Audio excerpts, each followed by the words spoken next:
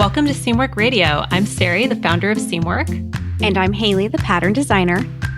And in these weekly episodes, we share easy tips and fun ideas to tackle all those little sewing and creative conundrums that we all face. This podcast is brought to you by Seamwork, a community that supports you in designing and sewing your very own wardrobe. When you join us at Seamwork, not only do you get to take part in an amazing, super helpful online community, but you also get access to new sewing patterns and classes every single month. We have over 200 sewing patterns to choose from and new designs that we add every month. So we'll help you to make things that fit your style, and you'll have more fun sewing. You can ask questions in our private community or join us for one of our monthly sew-along classes. As a podcast listener, you can get half off an unlimited membership by going to seamwork.com/go/podcast50. Alrighty. Hi, everyone, and welcome to episode 26. And today we're going to talk about how to update your sewing space without buying a lot of new stuff.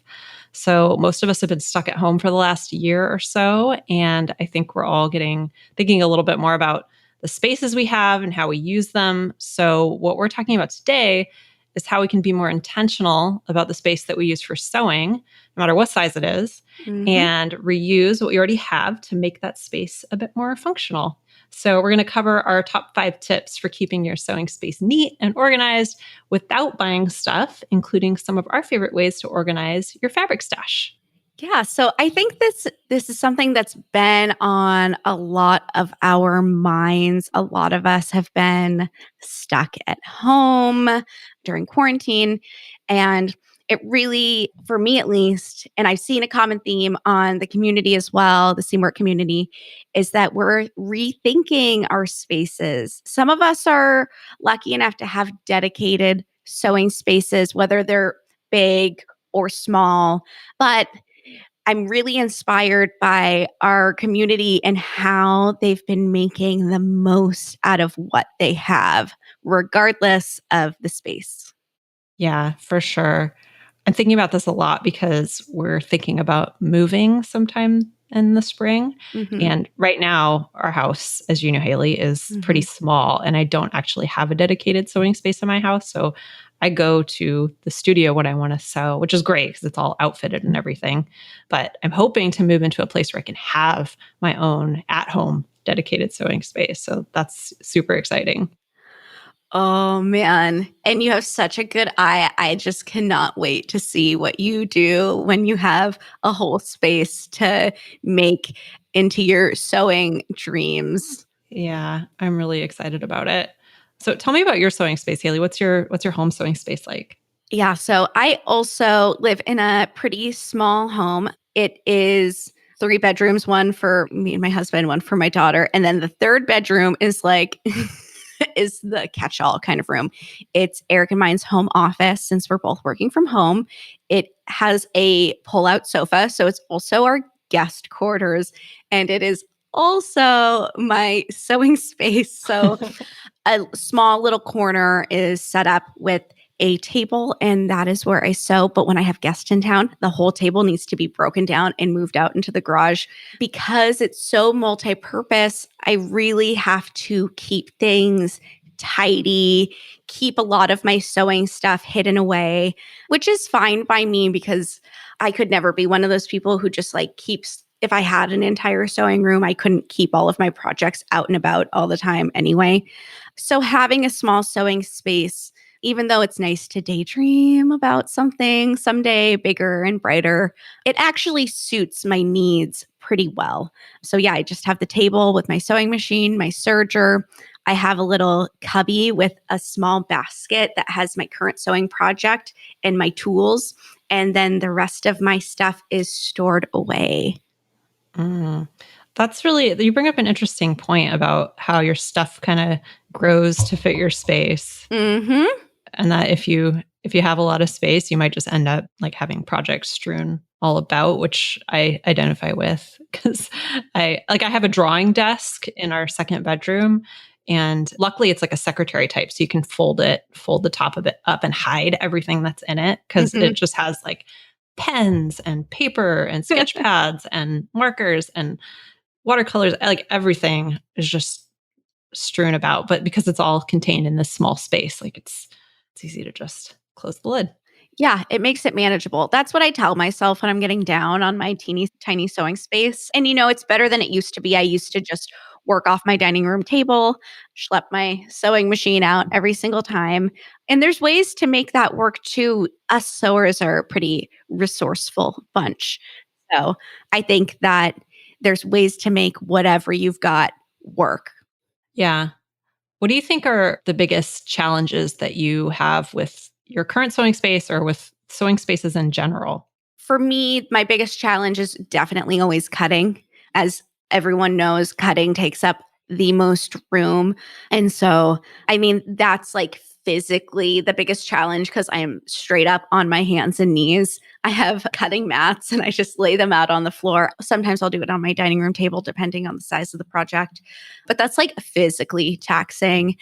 I think the other thing that's hard is because my stash is out in my garage in tubs, it can be a little bit challenging to really stay in touch with what I have because it's kind of out of sight, out of mind. So I have to force myself to kind of go out there and look through everything once in a while so I don't end up with 3 cuts of really similar fabric because I've done that. Yeah, mine is all in drawers and I have to remember to look through it all the time because it's not so much buying similar stuff, it's just I'll keep buying more when I see something I really like instead of using what I already have, which For sure. yeah, it can be wasteful. What is your biggest challenge that you deal with? Well, like you said, I think cutting has always been a big challenge for me. Mhm. Before we got our first studio for work, that was the last time I had a sewing space in my house, which was this tiny, tiny little sunroom. Mhm. And I had this fold out table from IKEA that I used for cutting. And it took up almost the entire sunroom. So it was like really, really hard to get around it. So cutting that's always been, before that, I was like you, I was cutting on the floor. So that's always been a real struggle. So I'm looking forward to having space someday for a proper cutting table with a large mat that I can leave out because it's so nice. It's such a luxury if you can manage it. But I think for me, the biggest challenge would just be managing my stash of fabrics. I think that's the biggest challenge, kind of what you're saying, just making sure that things are put away, but at the same time that you know what you have and you can actually use it. I feel like that's always, and I've tried different things to help me organize it, but I feel like that's a place I get stuck a lot. Yeah, for sure. Well, I'm going to go over 8 tips that will help you hopefully make the most of the space that you've got, maybe breathe a little bit of new life into things. So, tip number 1, minimize your stash. Easier said than done. I think and this is something that I'm trying to practice more and more of, is making sure with each new project, you're looking at your stash before you're going to the fabric store or opening up a browser to shop for some new fabric online because it's so easy now to just acquire more and more fabric. Another way of thinking is if you're someone who typically starts with a pattern and then goes to fabric, challenge yourself to start thinking the other way.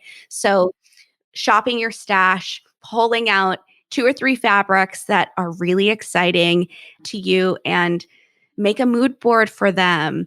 Go on Pinterest, gather some inspiration, and start from your fabric. I think that's a really great way to start whittling away at that stash.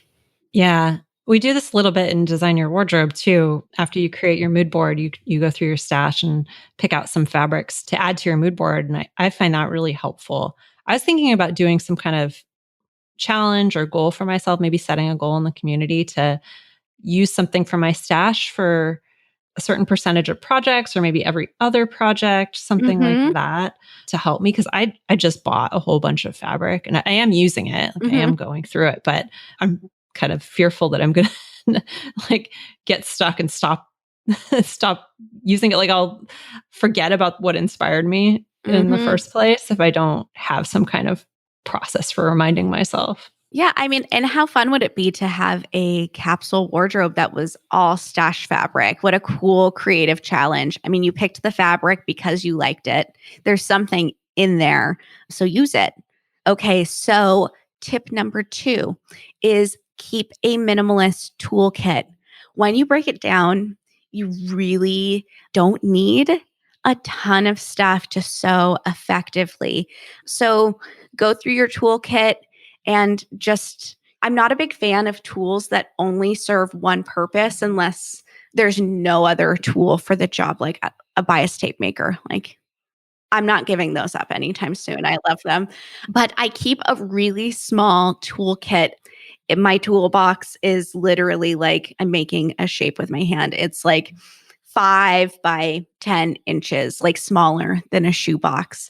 And it also encourages me to make decisions on tools based on quality and not like, ooh, some cool new thing at the Joann's checkout line gadget I might use once and then it'll break. So, minimalist toolkit, tip number 2.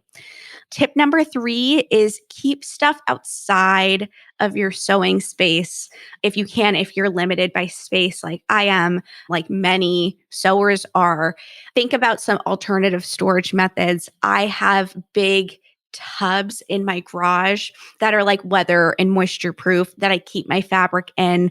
And I find that this is a really great way to save a ton of space. Also, you can use like mismatched boxes because you don't have to look at them. Like, you don't have to make it all cute and Instagrammable. Not everything has to be curated in our lives. So I do try and remind myself.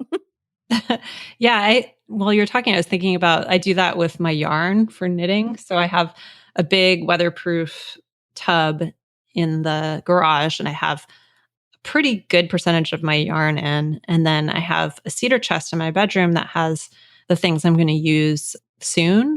Yeah. So the things that I have projects lined up to do. So that helps me because I have access to the stuff I'm going to use and I remember about it.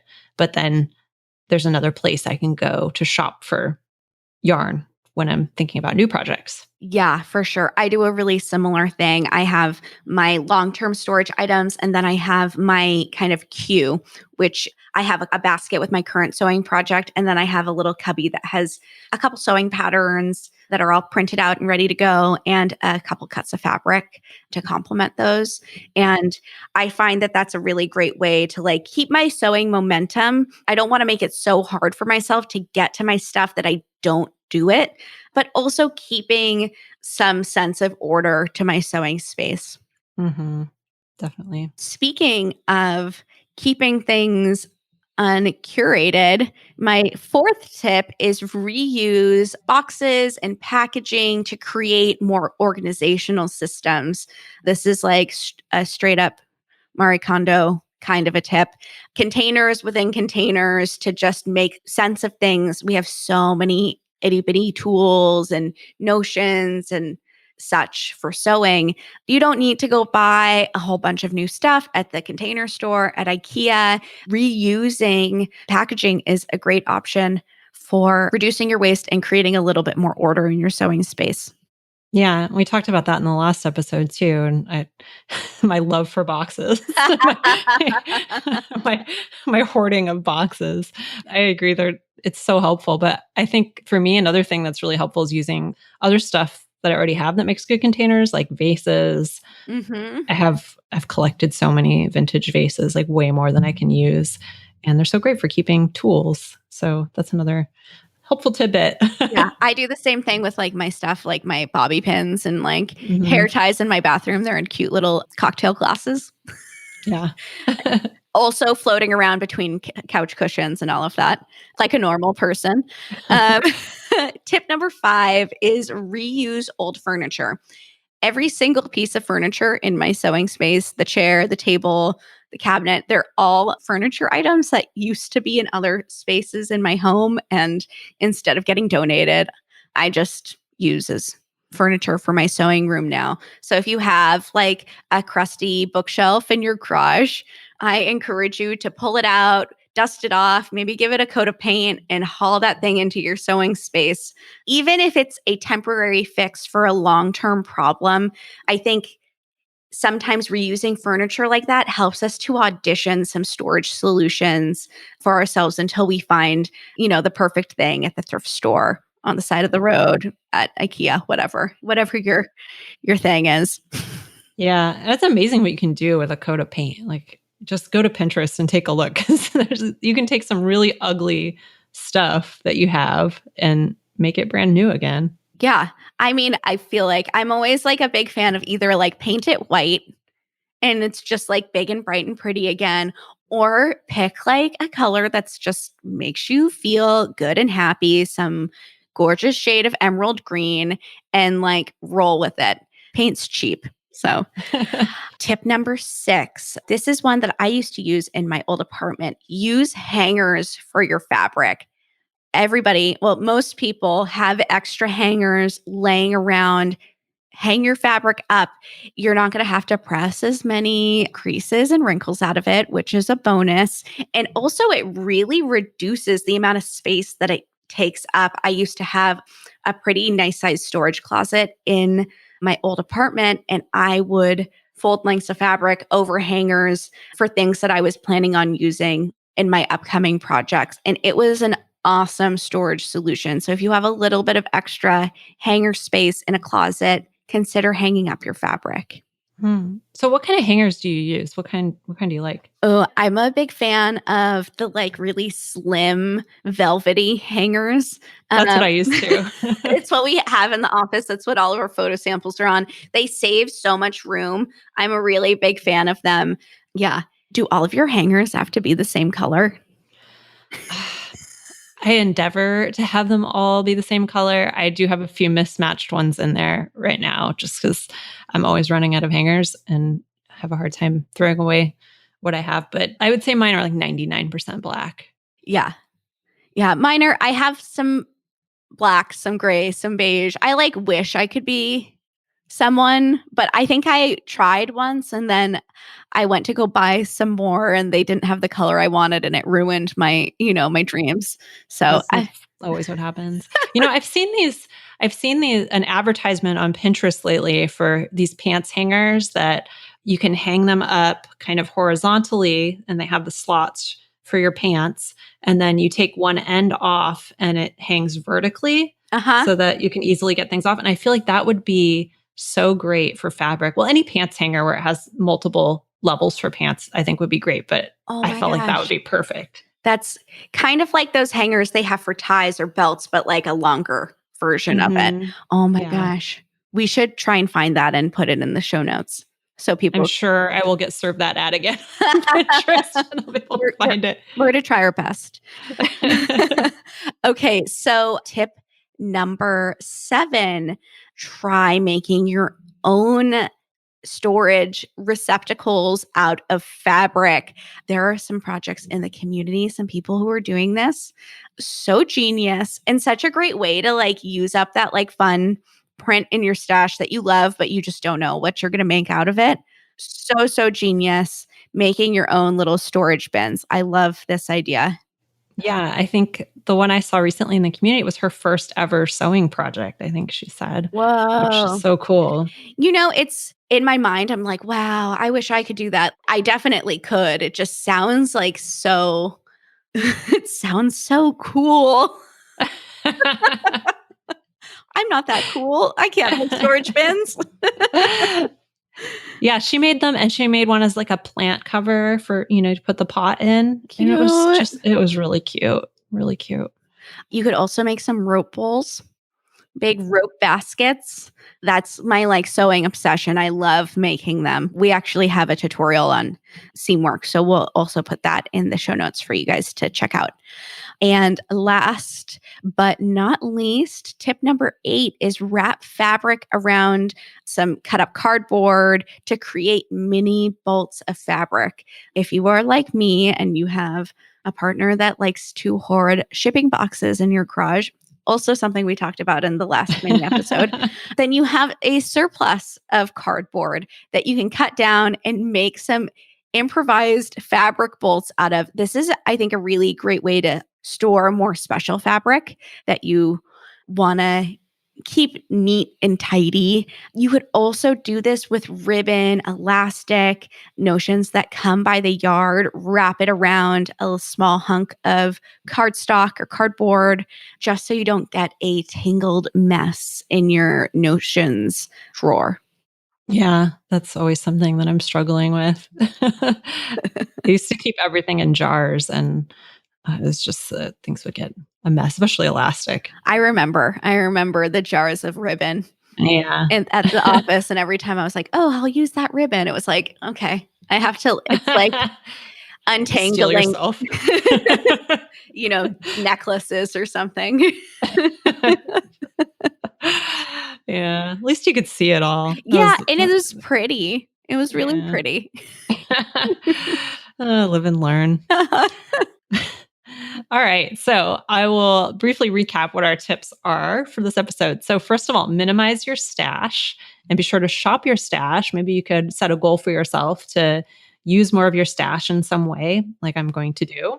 Have a minimalist toolkit. So, don't buy tools that you don't need. Stick to the basics. Keep stuff outside your sewing space, like in a box in your garage or some space where it's out of the way. Reuse shipping boxes and packaging that you already have.